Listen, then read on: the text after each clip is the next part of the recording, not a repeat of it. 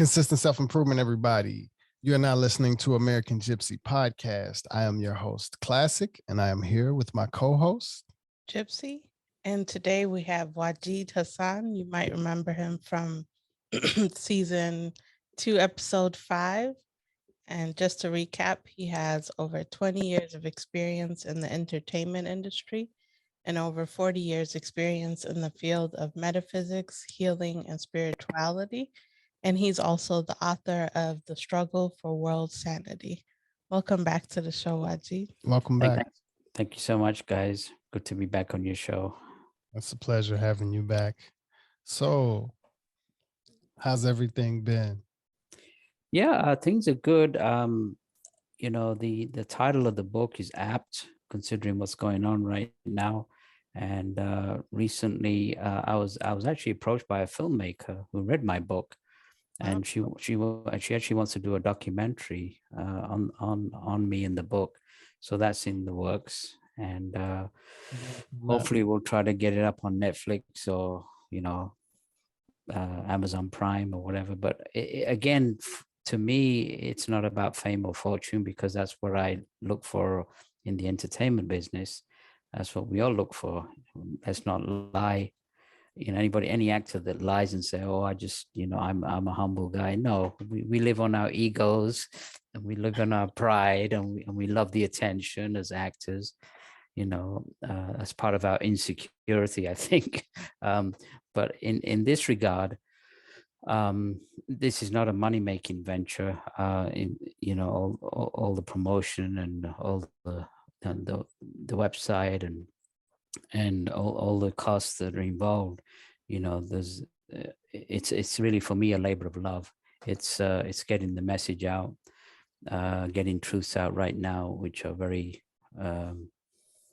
I think very important considering the times that we live in. These are very precarious times. But yeah, the editor managed to do a trailer for the upcoming documentary, which is up on my website, and then hopefully by the end of the year or early next year, hopefully we'll have the documentary, and again, bring out, the main, I think I mentioned last time, the main reason for the book was to help, hopefully inspire, uplift people, and let them know that there is a light at the end of the tunnel, that this is not going to continue. This strife and war and hatred and between races and religions and this economic system, it's not going to last. Eventually it will.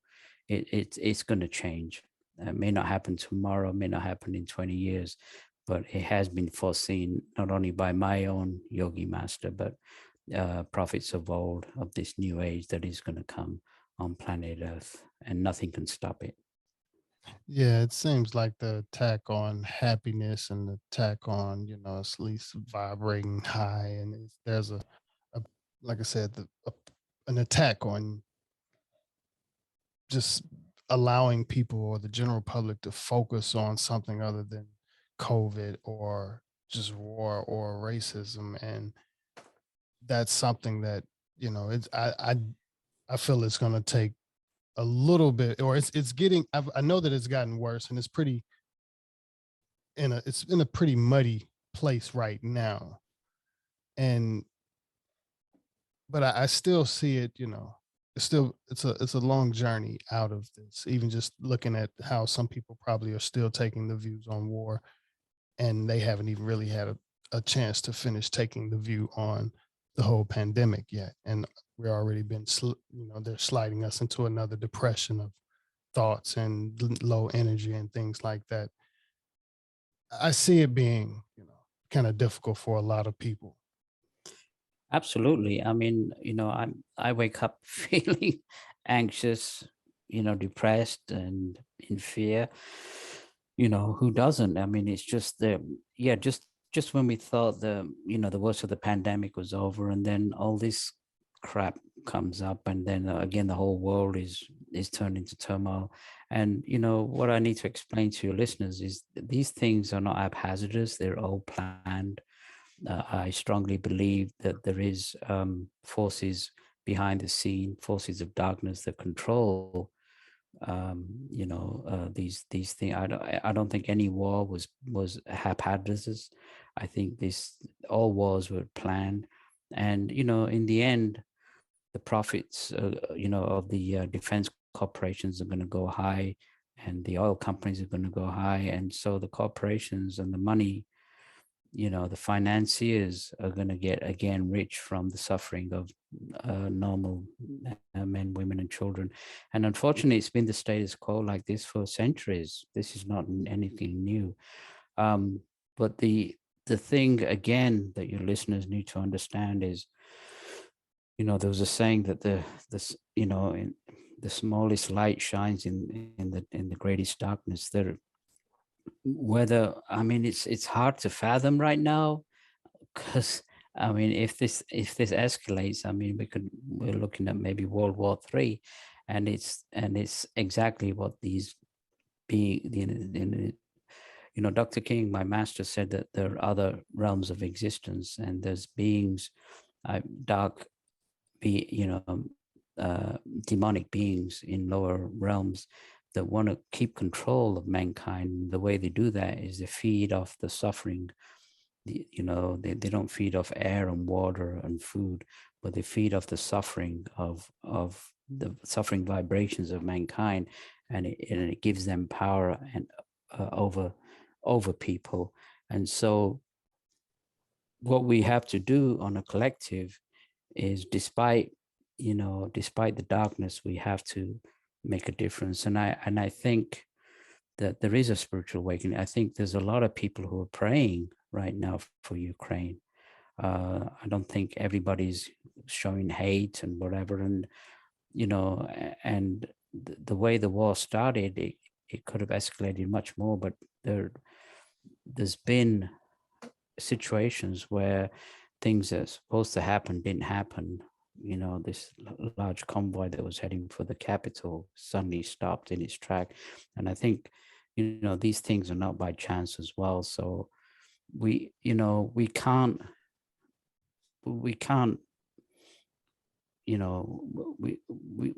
force, we can't respond to hate with hate. It's been tried over the centuries and it hasn't worked. Do you feel like, well, I'm sorry to cut you off, but like mentally, how many of us do you think is really prepared to move on from what has happened in the past 2 years to even put a lot of thought into the whole Ukraine situation, and to psychologically move on, or to wrap our head around it? And well, mentally, it's really affected everybody, especially the younger generation. A lot of the young kids have been mentally affected by the COVID and staying at home and isolating. But also a lot of people during the pandemic also had a chance to go within, reflect, do some meditation, do some prayers, and a lot of people quit their jobs. Like, what? I'm not being part of the rat race. And there's something more in life than just, work and trying to make ends meet. There's more to life than the material. And yeah, I think, I wasn't expecting a war like this to suddenly happen right just when we think things are calming down with the pandemic. But at the same time, I still think that there's hope. I believe there's forces, not only other dark forces that are trying to manipulate and cause war and strife and suffering, but there's a lot of people who are responding to the higher inspirations from the higher beings who are watching us and looking at us and inspiring us. And it's to these beings that we need to turn to for inspiration, guidance, and sending out this light, because as much as it is a physical war, it's also, like you say, a mental war. Thoughts are real. The energy emanations of hate and violence, they're enveloping the planet. And there's we talk about physical pollution. There's also mental pollution, and it's choking, it's choking our higher senses. And so what we need to do on a collective in these days, it's not in the old days, it was a case of turning the other cheek. We can't turn the other cheek. We got to be kind of spiritual warriors now. We got to stand up and be counted and say enough is enough. We're not going to put up with this evil. And we're not, and again, not blaming any particular country or any political ideology, but realize that we are part of the one. And as the one, we can raise the one. And that's what my master and the higher beings are trying to throw out in this Aquarian age, is that we're all interconnected. Even the ones, our so-called enemies, we're all connected to them. And so the only way to resolve this is by sending out the power of LOVE, the spiritual power, the same power that, the Master Jesus used 2,000 years ago to raise the dead and make the blind see. That same energy, that universal energy, is around us. And it's not a case of, is there enough of it? It's just that we don't use enough of it. And that's the crux of all the problems right now, is there has to be not a religious solution, there has to be a spiritual solution. And now is the time to rise up en masse in peace and make a difference. And a lot of people are doing that right now, as we can see. At the speed of, I guess, how things have changed, and we could say 2 months ago, we had our recording with you, and I don't think then Ukraine was anywhere on the map of our mind or in our life then, and in a span of 2 months, we've transitioned into this. To even think of war right now, it's kind of crazy because, you would think the last couple of years, it's kind of brought the world together in a way. But then, to go right from that to war, it's kind of crazy. Right. And to even think of using any kind of nuclear power is even insane. Like, when, will the world maybe collectively come up and kind of see, what's happening, at this rate that we're going right now, to see the drastic switch from January when we did our podcast to now? Can we predict that when this is done, what will be next? No. And, one thing also that your listeners need to understand is, I take an impersonal view of the whole thing. And we have to remember that prior to this, there's ongoing wars, and, there was hundreds of thousands of civilians that were murdered in Afghanistan and Iraq, and right now in Yemen and Sudan and Ethiopia. See, those things are not really openly published, but the same kind of ferocity that that the media is showing in Ukraine has been happening for years in these other countries. yeah. So there's a kind of a hypocrisy, showing that, oh, this person is evil and he's doing that. But what about, these ongoing wars that nobody is even talking about? Oh, maybe because they're Islamic or they're brown-skinned people or whatever, they don't count. No, everybody counts. Yes. And, they're talking about the use of cluster bombs. Oh, how horrific that they're using cluster bombs. Cluster bombs were used openly in Afghanistan and Iraq. And hundreds of women, men, and children died, and nobody gave a damn, So I'm not taking sides, but I'm just letting your listeners know that that these things have been going on, and even after this, even if this Ukraine crisis is resolved, which I hope it will be resolved as soon as possible, there will be another something that comes up, and the media, their motto is, if it if it bleeds, it leads. And, so they deliberately know how to entice us into taking sides, into getting angry, into hating the other side, and they throw these pictures of children and pregnant women and all that, and they're very sophisticated in doing that. And so, which of course those images are horrific. Who doesn't respond to those? But what I'm saying is that instead of taking sides and saying we hate that person, we hate, my friend of mine, Richard Lawrence, he's a well-known psychic and a international speaker. I've known for many years. And he made a statement which was very profound. He said, instead of airstrikes, how about prayer strikes? How about sending healing?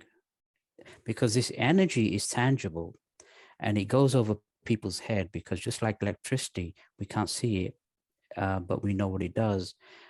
We switch a light on, and the light comes on because, a current is created. And it's the same thing with spiritual energy. It is not something that's airy-fairy. You can stand in front of a mirror, and I think I may have mentioned in the last one, you can stand in, we have weapons of healing. We have psychic sensors in the palms of our hand, in our heart center. You can stand, your listeners can stand in front of a mirror. They can visualize white light, and it will reflect from the mirror, and you'll feel a tingling around the fingers, around the aura. And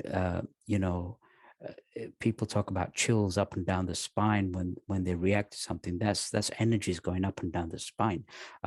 So it's people need to understand it's a real tangible energy. And many miracles have been performed throughout the history using this spiritual energy. I remember a friend of mine, his son was in a drug-induced state and fell off a roof, and we thought he wasn't going to make it. And so a group of us started sending healing regularly to our friend's son, and he survived. And so to me, and there's been other instances where I've done healing for many, many years where people have got better. And I know that this energy works. It's not a case of it might work, it does work. It uplifts, it heals, it doesn't destroy. And unfortunately, unless you're psychic, you can't actually see it because it's on a higher vibrational sequence, just like we can't see wind, but we can feel wind. We can see what wind does, but we can't actually see it. It's the same thing. And what your listeners need to understand, that it's real. And it's so simple that it goes over people's head, because all the higher beings are asking at this time is to channel this energy, and we can just open ourselves up to the cosmos, regardless of race, color, creed, or religion. That doesn't really matter. You can do it in your own religious way. You can do it in your own non-religious way. All they're asking is to send this energy through the head, over the shoulders, and send it out as a white light and help heal the world. And another practice that was given, which was actually used in Atlantean times 100,000 years ago, is the practice of the violet flame, where you visualize a violet flame coming from the Mother Earth, which of course we know is a living, breathing entity, a goddess. And we visualize this violet flame around us, around our family, around our house. It's a very protective practice against psychic attack or mental hatred or energies that are being thrown at you. So, they said that the simplest practices are the most powerful practices. And because it's so simple, I think it goes over people's head, but that is the call of action. Yeah, I do remember example. I can't remember exactly what book it was. I think it was Think and Grow Rich, if I'm correct. And it gave it an example about an experiment that was done where they had a control group of people. I think it was meditate for a certain group of ill people that was, I think, in the hospital, in that in particular hospital, or with that in particular disease or something like that, if I'm correct. I can't remember exactly, but they were saying that the effects of the meditation then was so strong that it even affected the people in the future. And I couldn't, it's hard to quite, to kind of get a grasp on it or explain it. But that's kind of even how I can even see the power of thought or prayer, or just, power and intention. You can heal the moment then, and even for, the future, it can also still have power in the future as well. It can change kind of more in I guess, in another dimension, or basically in the future, in another time. Well, the mind is more powerful than the physical body, and that's what we have to understand. Mental power is more powerful than anything physical, and everything starts with a thought. Everything around us, all manifestation, everything that's invented started with a thought, started with a mental impulse, and just became a physical manifestation of that mental imagination. And so so using our imagination, our only creative faculty, we can channel this energy. And coming back to nuclear war, people need to understand, again, based on the true history of mankind that my yogi master saw in his deep meditations, and also the cosmic beings who contacted him. This is not the first time that nuclear energy has been used on this planet. This is the fourth time that mankind has got back into nuclear proliferation. Um, you know, uh, uh, just looking at two civilizations that we belonged to years ago, hundreds of years, well, maybe millions of years ago, is the talk of the civilization of Lemuria, which fell in an atomic war, and of course, 100,000 years ago, the civilization of Atlantis. There's records of this war in a lot of the Vedic texts, like the Mahabharata or the Ramayana, which I believe are like 20,000 years old. But they talk about, flying machines and, large beams of beams of energy that destroyed, thousands of soldiers and elephants in a flash, in a blinding flash. Those were descriptions of the atomic war that occurred in Atlantis. And so, again, the Pandora's box has been opened, and again, we're bound to recreate history if we're not careful. But there is a difference now, which people need to understand, is because this new age has been foreseen, and there's nothing, not even a nuclear war will stop it.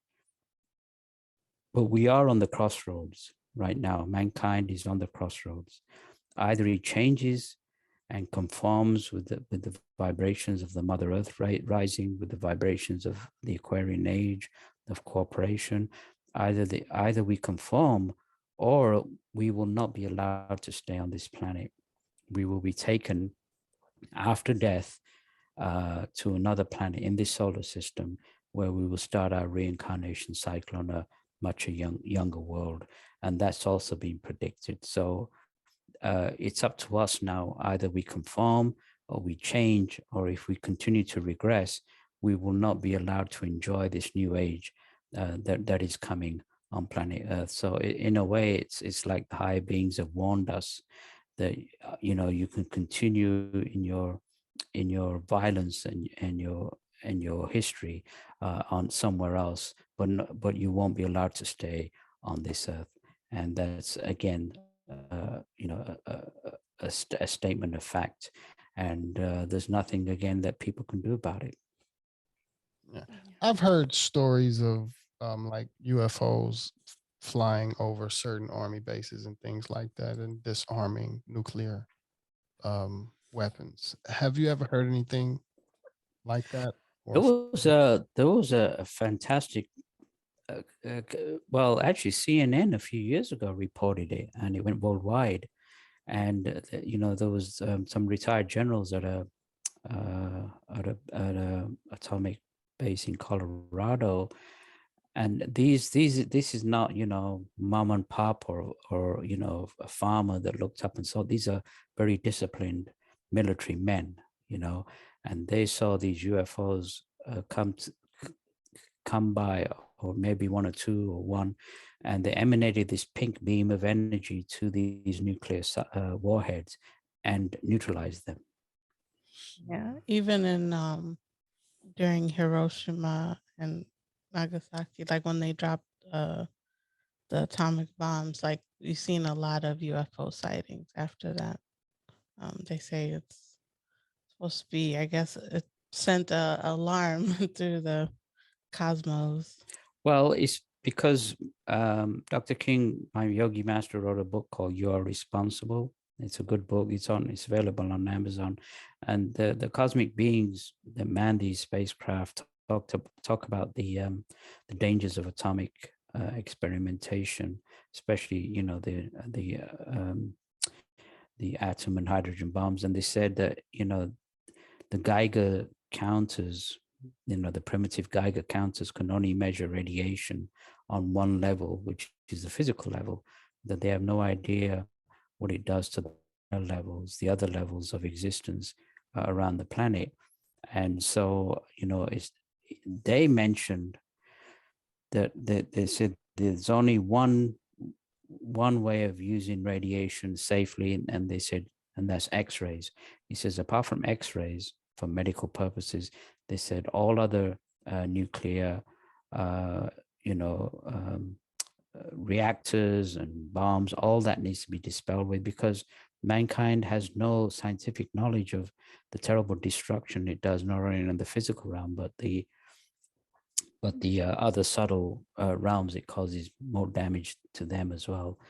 And it's very interesting, gypC, that you brought that up, because also classic, that in the 50s, when my master was contacted by these high beings, it was very interesting that we started exploding these atomic and hydrogen bombs, and there was a tremendous amount of UFO activity seen around the planet. There was a concern in the solar system, and I know America exploded over 1,000 nuclear warheads, as did Russia. And of course, China and France and Britain came onto the scene later. And of course, now India and Pakistan and some other countries have nuclear warheads. But I believe, and scientists these days are baffled why we're still alive, because it was known that not only we were going to destroy ourselves from this, just from the radioactive fallout from these bombs.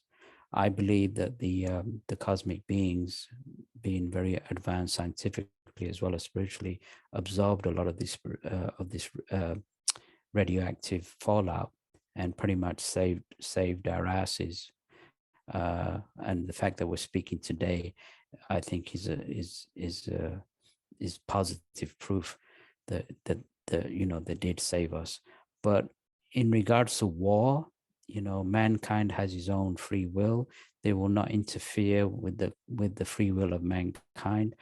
But if mankind goes over the limit and tries to destroy the planet, he will not be allowed to, and then they will intervene, and they will stop that. But in regards to his own free will, debasing his energy through war and suffering, he will be allowed that up to a point. But again, we have to look at the law of karma, action, reaction being opposite and equal. So whatever is being bombed, whoever you're going to murder, you're going to get murdered in this life or the next. So, if people, that's what they need to teach the children in schools before math or science, is the law of karma. Yeah. And reincarnation, because yeah, it's like, if you don't grasp those concepts, then I was just thinking that the other day, and it's like, if you don't, because I've talked to people that don't really believe in it or don't understand it, and I had to think of the implications of that, because I used to think like it doesn't really matter if they believe in it or not, but it kind of does, because or else you're like YOLO. You only live once, so let me just. There's no responsibility. There's no taking life as seriously as you should. Understanding the value of love too. Yeah, understanding that you're here. Well, you know, I have to agree with you. I think it doesn't. Truth is, whether we believe it or not, it doesn't matter. But truth is, and the law of karma is truth. That needs to be taught. The law of reincarnation is true. It doesn't matter whether I believe or me and you believe it. It doesn't matter. It is a truth. And it's very interesting that the Christian scholars are coming forward now to say that 700 years ago they actually stopped teaching. Reincarnation was actually taught in the Christian religion and was deliberately taken out to create this one life. Well, either you listen to us or you're going to be sent to hell and damnation, which is just a load of rubbish. And so if people, if children were taught about reincarnation, I mean, this war would not be going on, because people would think twice before going to war, knowing that they may be killing somebody, their parent or their brother or sister from a past life. So, that's one aspect that the cosmic beings are actually pushing right now, is to reinstate the truth of reincarnation. And they've said that if the religious leaders of the world deny it, they will be replaced by younger teachers who will come forward and replace them. So, eventually truth prevails, and so the lies eventually will fall. And so these truths are actually coming out right now in regards to UFO, cosmic beings that that have been around for 18 million years, that are looking after us, but they can't interfere in our own actions until we reach out and change ourselves. Then they can actually take some action. But the way they're actually taking actions is sending beams of energy to us. We can raise our minds telepathically to them. They can pick these up, or their instrumentations can pick these up, and they can beam these energies either collectively or to 1 million people at a time. That's their technology is so advanced. And so, it's a war that's going on. It's not only physical, it's a spiritual war, and we're right in the midst of it. And I think it's a good opportunity to stand up and be counted at this time, don't you think? Yeah, it's hard to sometimes cope with a lot of I guess people would say the lonely feeling of understanding that a lot of people are just not gonna be interested in the truth, or even after grabbing a lot of truth and understanding kind of how outside of the box you really are with a certain perspective of the truth, or not even just perspective of after you know a certain truth, and you see a group of people that are fine without the truth. We don't really want the truth. Actually, we'd rather be in denial of the truth, and we're it gets a little lonely. I could say that to a lot of people, and I feel like it's kind of growing. It's something that's the separation is growing as they keep coming with each new crisis after crisis. Well, it's so easy to fall into apathy. And last 2-3 weeks I've been down. I'd admit it. I've not been happy. Who's going to be happy? But that doesn't mean it doesn't stop me from sending out the energy, whether I'm happy or not. And sometimes it's good to do it on a collective. I belong to a group of people. They're from 30-40 different countries, and we get together online pretty much every day to send energy to the Ukraine. So if people feel hopeless or helpless, they can go to this one website that I can give. It's called 12blessings.org, the 12 being numerical, 12blessings.org, and join us for free. There's no money involved. and on a collective send out the energy. So at least, you know, I can say I can rest tonight knowing that I've done something for the world. You know, I mean, there's the call to action is service, and you know, we can send money to charities. That's one thing we can do. We can volunteer.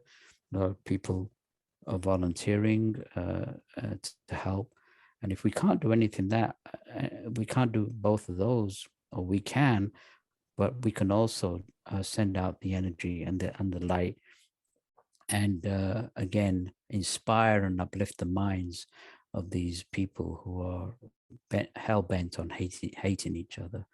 And nobody benefits. You know, all the young men die, the civilians die, and the old people behind the scenes, they benefit. And it's just, there was a well-known soldier in I think in the First World War.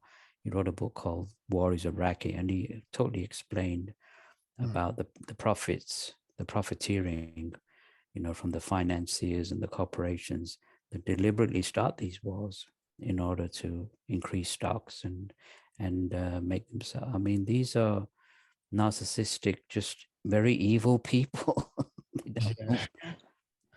they don't and the thing is, we've been asked to send energy to them. We can, in other words, I love the story of the Grinch that stole Christmas. There's a big moral on that, because I mean, here's this Grinch, evil, nasty, and he wants to make the whole town miserable, and he steals all their presents, and he thinks that he's caused, a great deal of suffering, and he's very happy. And then the people come out and just show him love, and it's like just totally transformed him. There's a big moral behind that. So, I think it was Jesus that said that there isn't a heart on this planet that can't be tempered by the power of love. And so, every human being has a higher power and a lower power, and it depends on us who we listen to. Do we listen to the lower, evil side of us that causes all this, or do we listen to the higher power, our conscious? And so what the energy does, it actually inspires the higher power of these people, because everybody has a higher power. Doesn't matter who they are. And again, it helps inspire, uplift, and heal, and change the hearts of these people, not to try to murder them. And so it's a difficult one to throw out right now, because we're in the midst of seeing all this suffering, and then part of us gets really angry at the other side. But we have to understand that we're all connected, and the other side is just as connected to us as we are to them. Dr. King made himself very unpopular in the 60s when he said that, that we are just as much connected to the Chinese communists as we are to our own children. People didn't like that truth, and I don't like it. In my book, I say we're just as much connected to the terrorists as we are to our family, and we are our brother's keepers, whether we like it or not. And if people understand this, that the cosmic beings never talk to Africans or Americans or Europeans. They talk to mankind as a whole. They look at us as mankind.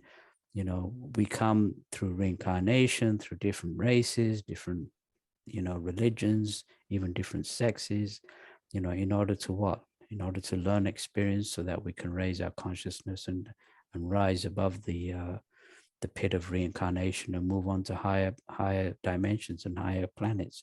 So this racial pride, being proud to be born this country or this religion, it's all rubbish, because your next life you may not be in this religion or this race, you may be completely different. So again, that's why the law of reincarnation needs to be reintroduced, so that people need to understand that everybody is equal, There is no such thing as a superior race or an inferior race. It's all rubbish. It's all made up. It's all what mankind is made up. We're all interconnected and we're all one. Oneness is what's being asked to, is the key to our salvation right now. A lot of kids remember their past lives. And sometimes they remember it even as an adult. Have you been through that at all as a kid? Yeah, they do. A lot of kids remember their past life, and then as they grow older, first their parents poo-pah them and say, "Oh, you just have an active imagination," but you do,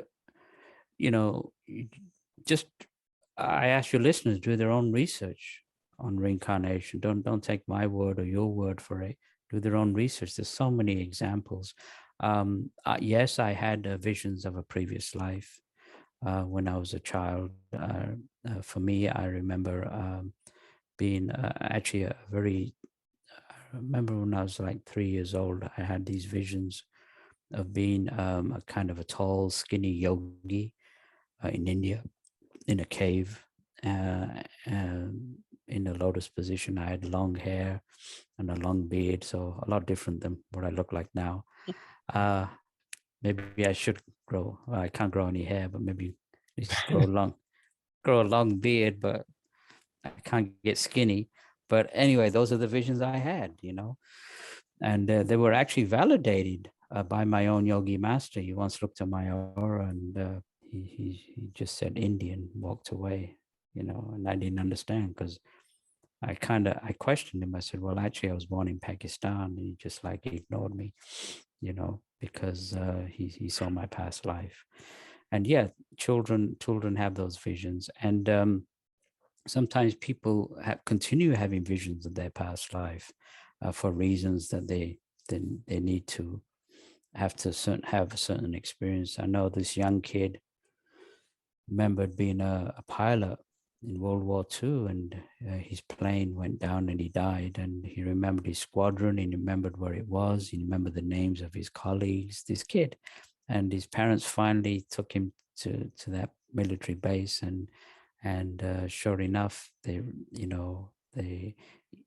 recognized that this was the person who was actually killed in World War II, and remembered all these names of his colleagues. So, and there's other examples. There was a wonderful example that was 20 years ago of this mother in Ireland who died during childbirth of a sixth child, and she reincarnated in England, and she remembered her dying, and she remembered her children and the village, the town in Ireland where she was, and they went back and they met these children who were now in their 80s. She was in her 30s, and she recollected with them the stories of when they were young, and they asked these people in their 80s. They said, "Is this your mother from past life?" And they said, "Yeah, absolutely." So there's a lot of evidence, and again, don't take my word for it. Do your own research, and make up your own mind. I'm not here to tell people what they need to believe in. People need to use their own intuition and make their own, calculations after that. Yeah. To admit that over the past, I guess few days, a few weeks, you've been feeling a low, Oh, big time. Yeah. Right. How do you, or at least I guess, what is your prediction to happiness, or what is your prediction to, not necessarily to happiness, but from now to peace, I could say, for this situation? How would you like to visualize things happen? Not necessarily, what do you think, but how would you like to visualize this scenario clearing itself up and we're leading to peace and to, a higher vibration? See, in the midst of it, it's very hard to visualize positive when you're seeing all this happening, but it's important to do that. And it's important that, that we are, if we weren't human, we won't feel this way. I mean, you know, who doesn't feel the suffering of others? And it affects us all. But, you know, we have to maintain our spiritual practices. And the one thing that helps me with my serenity, I mean, there's happiness, there's happiness in maybe making money or having a new car or some material things. There's a certain happiness that comes from that, but it's only fleeting. It doesn't last. And so, you know, there's a sense of inner joy or inner satisfaction. You may not actually be feeling happy, but there is a sense of serenity knowing that I'm doing something for the world. And so that's the difference. You know, I hope that it gets better. It may get worse before it gets better. But even in the news today, they're still talking having about conversations of peace, even now, and negotiations. So if we keep pushing and keep sending the light, I think, you know, eventually there will be a resolution, and I hope it doesn't become an international situation, and I hope that it can be resolved as soon as possible. But again, if more people joined us in sending out the light, doing more prayers. See, when we talk about prayer, people always think of religion. Some people don't like religion. They've been raised as a Catholic or in a strict Orthodox religion, and, you know, punishing God. So they don't like the idea of prayer. So, but Mahatma Gandhi said prayer, if used correctly, is one of the most powerful forces, you know, in the universe. And so we bypass the dogma and the you know, and the orthodox aspects of prayer, and become dynamic, metaphysical, spiritual beings, sending out the light. That's a whole different aspect than I mean, some religions actually pray for the death of other religions. I mean, that's black magic in its purest form. You know, that's a black magic ritual, if ever you saw one, you know, praying for the death of the other side. And so we, you know, again, when I talk about black magic or white magic, I'm not talking about any particular race. I'm talking about energy. And, you know, so we need to be white magicians and send out this tremendous amount of white light, this troubled world right now. And like I said before, this is not new. We have ongoing wars that have been going on for years, and nobody has given a damn about those, and nobody's prayed for those.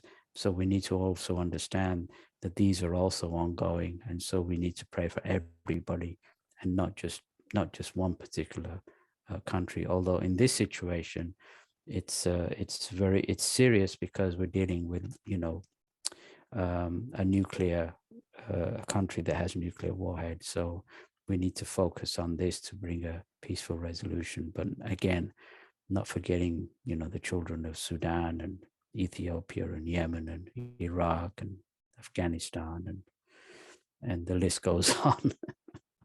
Yeah, Yes. because the news cycle keeps moving on, but those things are still happening.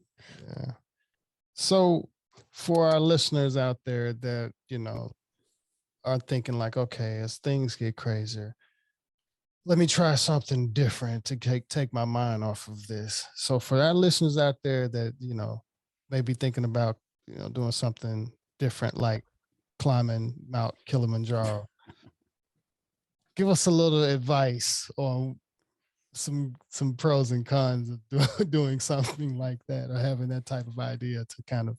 Well, I'm not sure right now with COVID, if it's a good idea to be going to Africa and climbing climbing Mount Kilimanjaro. But you know, I got to say that experience actually was a very spiritual experience. I've never felt closer to my creator, maybe because I was half dead climbing the mountain. Why did you like, what is the reason you decided to do the climb? It was always an ambition of mine to go to Africa and climb Kilimanjaro. I never got the opportunity, and then I joined Mark Victor Hansen, who wrote the bestseller Chicken Soup for the Soul series. him and Robert Allen and a bunch of other entrepreneurs, and became part of their inner circle. And so part of their was to go around different countries. I went to Kona, Hawaii with them. Went to Atlanta and hung around there, and they went to Machu Picchu. I didn't join them for that, but they also had a safari in Kenya and climbing Mount Kilimanjaro on their itinerary. And I said, yeah, absolutely, I'll join them. And so we had a wonderful, went to Kenya and How had a long did wonderful. it take to climb Kilimanjaro? Well, it has to be done. The guides have a saying in Swahili, pole pole, which means slowly, slowly. And so you have to go very slowly. It took 5.5 days to the point where, like, on the third day, we would go up and then come down, a certain amount, so that our bodies could adjust to the altitude. Because, first of all, we got terrible altitude sickness, just horrible, headaches, diarrhea, everything. So we had to contend with that. And then as we got higher, had to deal with the lack of oxygen. And it doesn't matter how fit you are.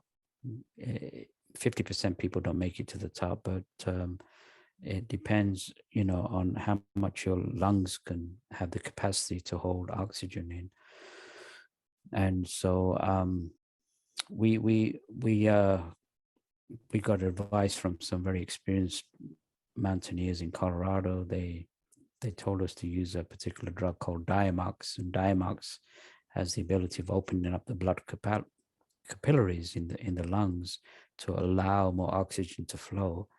And so it was very interesting that the group of us, there was about 15 of us, half of us made it, but the ones that took the drug got up there because we could take in more oxygen. And there was some that were very, very fit. They couldn't get to the top.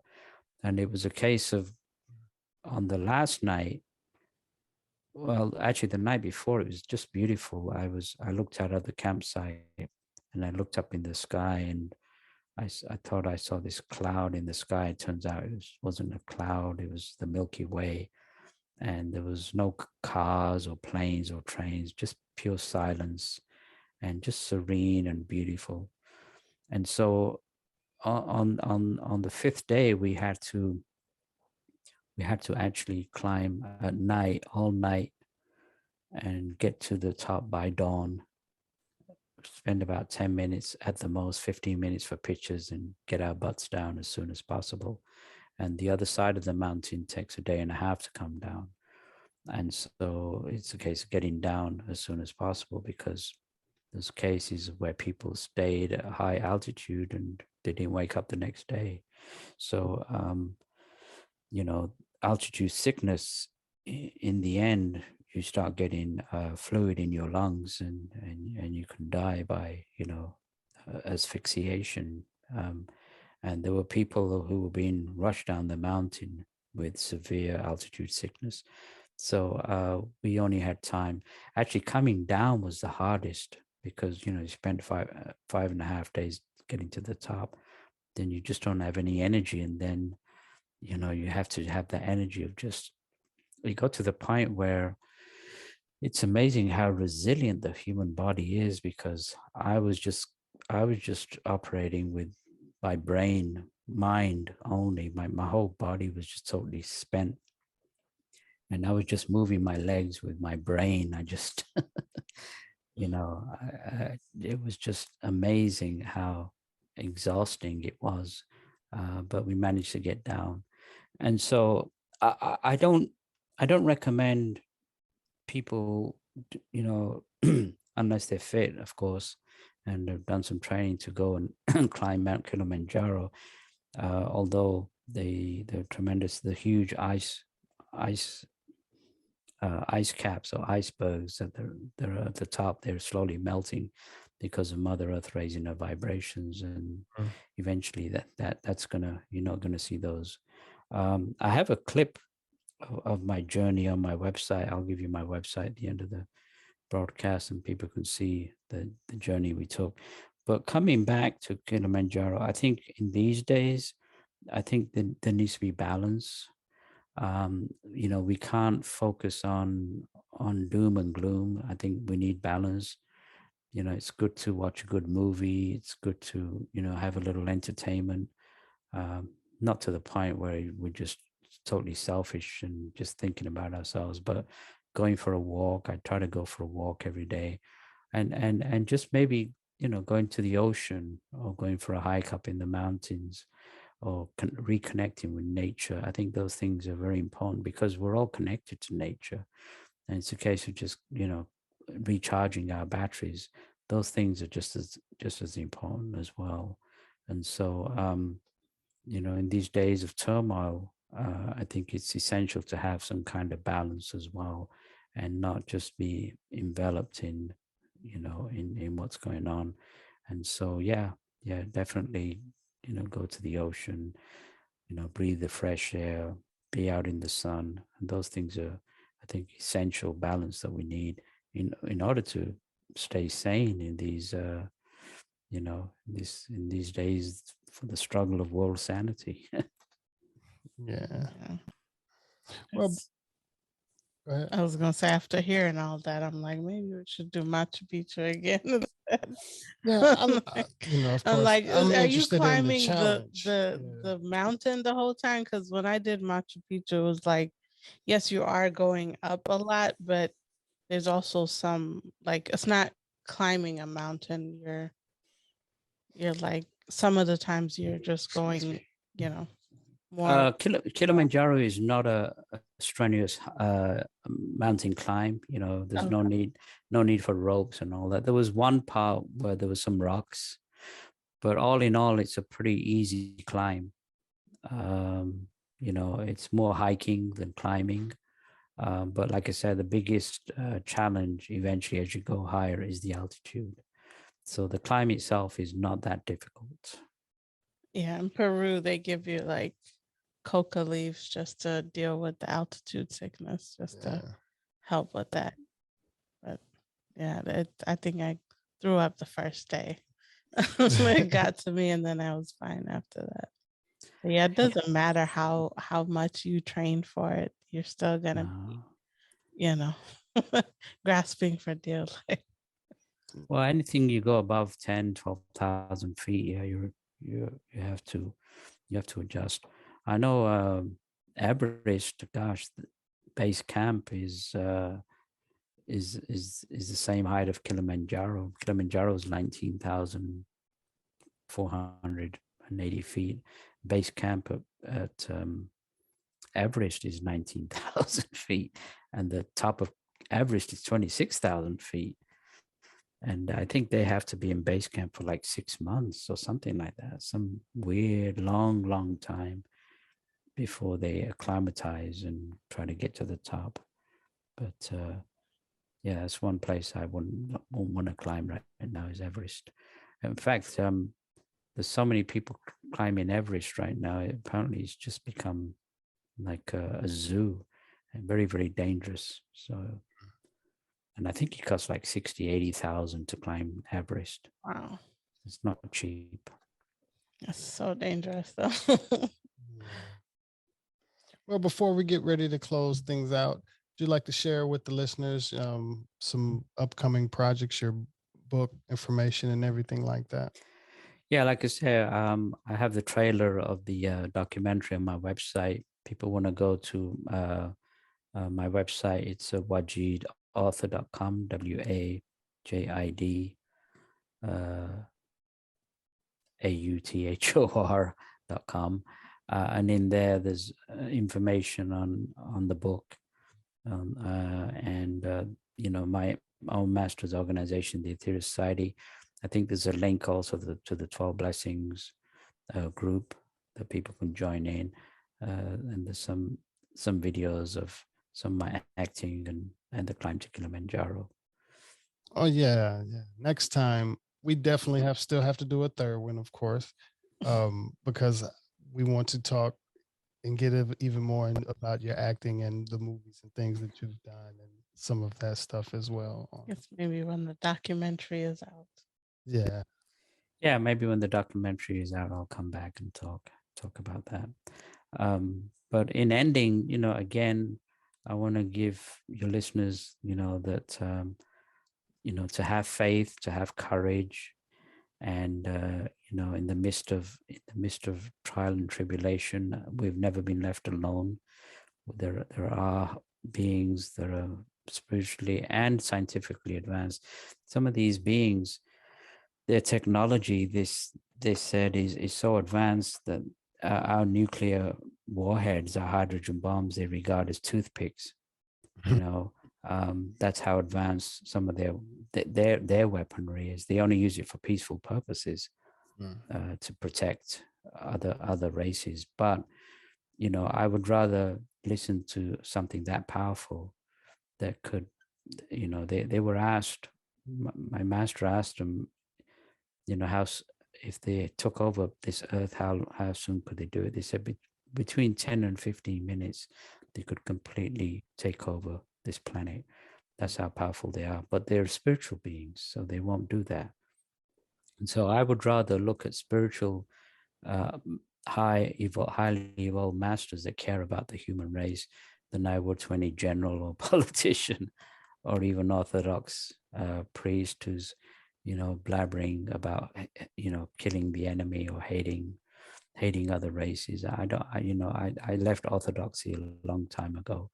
I was raised in a Christian and Islamic environment, and I have total respect for religion, but I think this aspect of oneness needs to come back.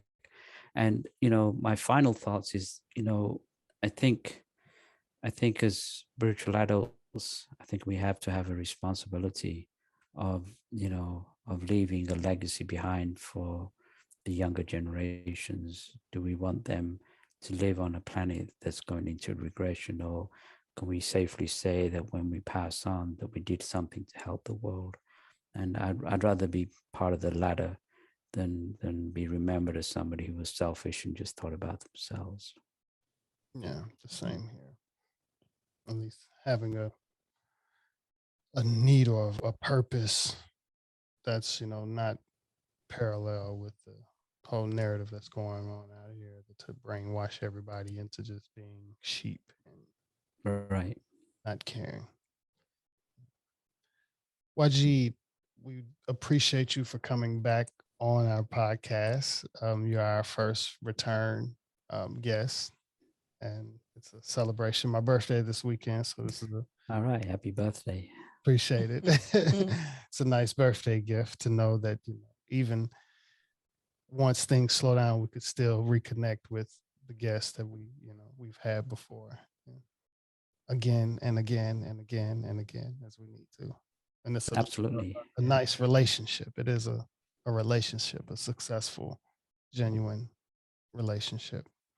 So we appreciate you, and we appreciate the listeners. yeah, thank you to the listeners. You can find us at americangypsy.com. You can also find consistent self-improvement merch at luamli.com. And we have some music you can also check out at Classic Carpenter, KLACCIK Carpenter, CARPENTA, and that's on iTunes, YouTube, Apple Music, Tidal, all major platforms. Thank you again to our listeners. Thank you again, Wajid. Consistent self-improvement to everyone, and peace.